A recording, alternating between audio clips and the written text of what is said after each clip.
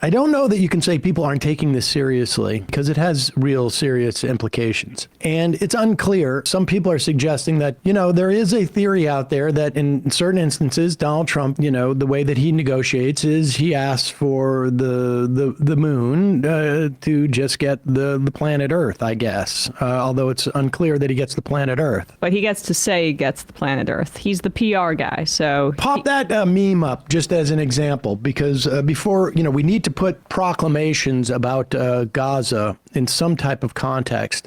Yesterday, he was to institute 25% tariffs on Mexico and Canada. Somebody made this meme. Trudeau says on the phone, so I offered him what we've already been doing, and he dropped the tariffs. And Scheinbaum, oh my God, OMG, same.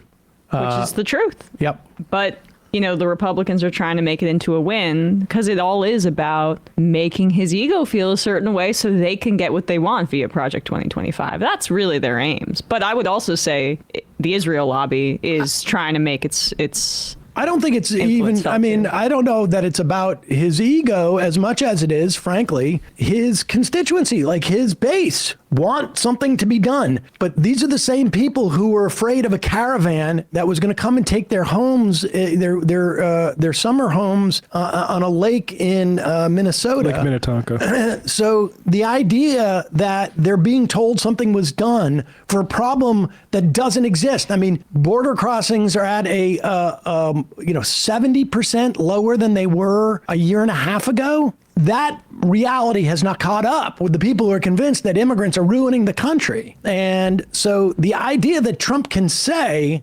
look at what I've done, it may or may not be about his ego. I'm sure it doesn't hurt. I mean, the guy's a lunatic. But what it really does is it keeps his base feeling like, thank God Joe Biden's not here anymore. And the Lord Savior Trump has helped us. Frankly, the Democrats could learn a thing or two from appearing strong as an executive in the presidency. Even with his insanity, at the very least, he's acting like he's doing things. Yes. I mean, the difficulty the Democrats would have is that we would be sitting here instead of Charlie Kirk going like, this is amazing. I can't believe it. Donald Trump has changed the world in 3 days.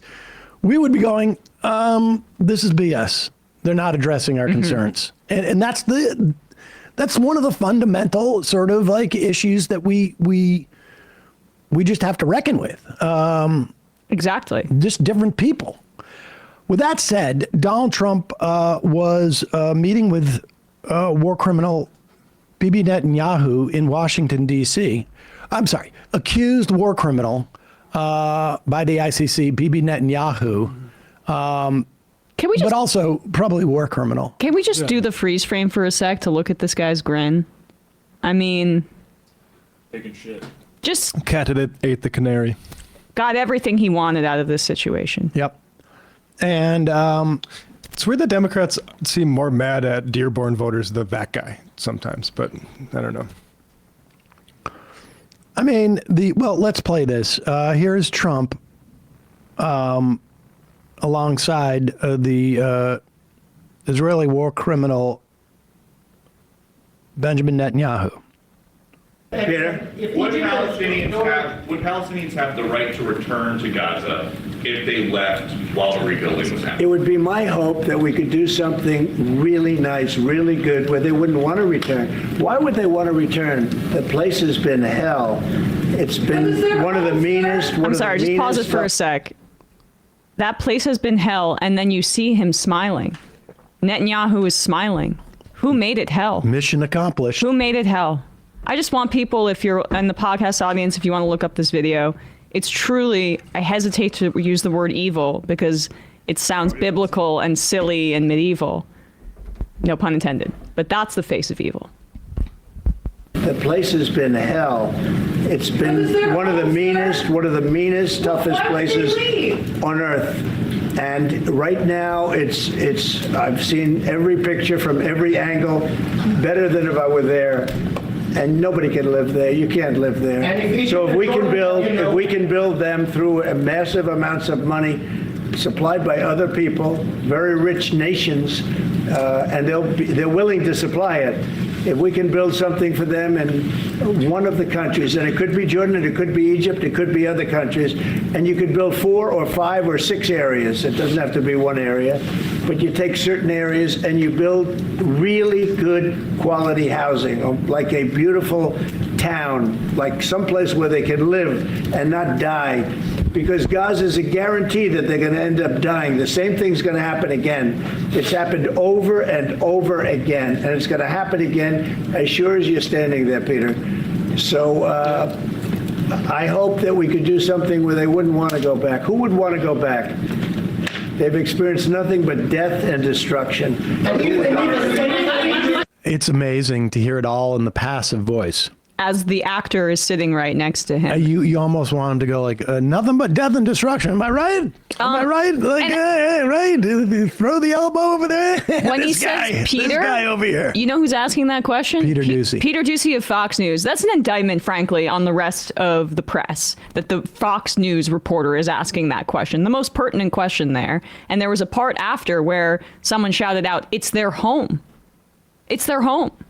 So he's envisioning. But we could build something like 5 celebrations that they have in Florida. You hear about we just put one in Jordan, one in Egypt, and then what are we going to do with that empty land? Well, We're talking about the right of return to Gaza now, after the right of return was basically dismissed, meaning people expelled in 48 should be able to return to their homes. Everyone said that's just the a fantasy. vast Why even talk about majority it? of people living in Gaza are there because it ended up being a refugee camp from people having to leave their homes in Jerusalem or in parts of the Negev or all throughout what was Palestine at that time, and so it's twice removed, but.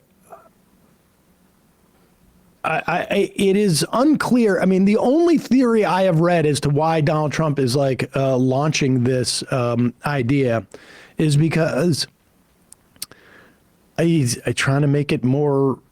Well, let's listen to this part here, because this is when he talks about basically who would then get the land. I mean, if you were to ethnically cleanse of all the Gazans from Gaza and put them in beautiful little celebration towns. I would call them, like a reservation. You could call it little, that. but beautiful reservations. Great casinos. And if you were to do that, who would have the land?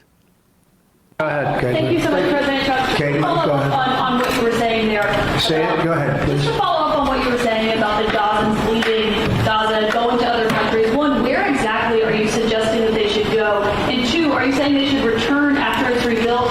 And if not, who do you envision living there?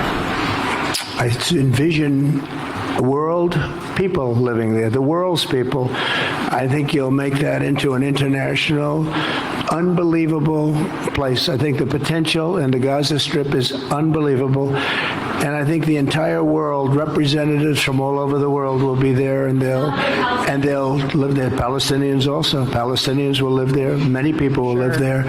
But they've tried the other, and they've tried it for decades and decades and decades. It's not going to work. It didn't work. It will never work.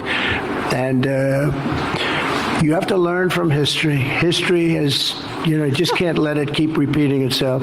We have an opportunity to do something that could be phenomenal. And I don't want to be cute. I don't want to be a wise guy, but the Riviera of the Middle East, this could be something that could be so this could be so magnificent. But more importantly than that is the people that have been absolutely destroyed that live there now can live in peace in a much better situation, because they're living in hell, and those people will now be able to live in peace. We'll make sure that it's done world class. It'll be wonderful for the people. Palestinians mostly we're talking about, and I have a feeling that despite them saying no, I have a feeling that the king in Jordan and that. So, okay. This is, I think, the clue on some level of like what he's angling here for. He thinks this is a way to convince Abdullah and Egypt and I don't know who else he envisions here to take Palestinians in, and we're gonna pay a lot of money. We'll kick back some of that Riviera money, and you'll get it, and it'll be great.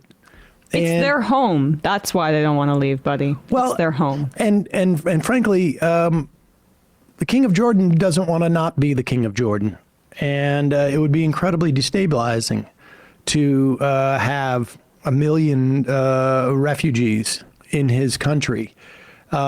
It's unclear what Trump thinks he's doing here, but it's insanity. It's also, again, it's ethnic cleansing, but it's nice cleansing. It's like, well, he's a real estate development. Is it ethnic cleansing when you go on a vacation?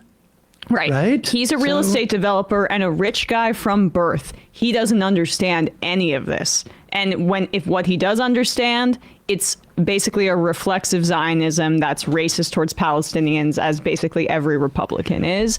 But he thinks of it as a real estate developer. He's excited to get his cut for the beachfront property on Gaza, which has strategic importance for our intelligence, but also is like, it's on the water. It's like, as he says, prime real estate for capitalists to build up their luxury hotels and casinos, and Kushner's going to get a cut. He was saying 10 months ago that the Gaza waterfront could, quote, be very valuable. And now it is valuable.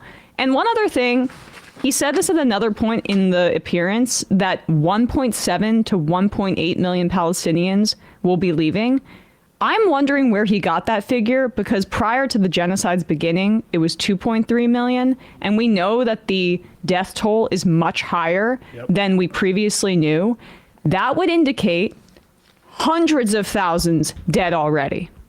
And I just want people to put a pin in that. Which has been predicted by people like Ralph Nader. Of course. And the doctors that had been there wrote a letter back in October that said it was like at minimum 186,000 that they could verify. Once we understand the full death toll of here, it's going to be another. This is an indictment of the Biden administration. He midwifed the ability for this far right president to do this kind of thing, because Biden didn't listen to his constituency, and now Trump's a madman in Bibi's pocket, and they're going to go to town. We'll talk more about this later in the program.